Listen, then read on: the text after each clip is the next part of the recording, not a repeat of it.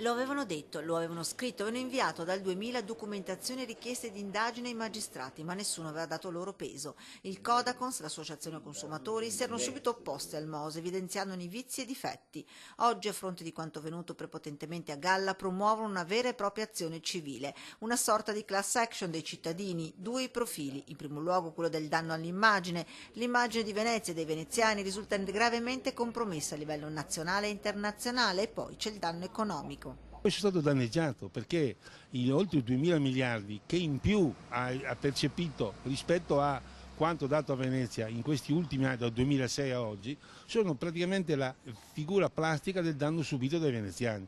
In attesa che i cittadini promuovano azioni risarcitorie, già altre associazioni aderiscono all'azione. Noi adesso tutti quelli che conosciamo aderiremo come singoli, anche come associazioni. L'Equo Istituto ha fatto i suoi ricorsi altari e ha avuto le stesse risposte.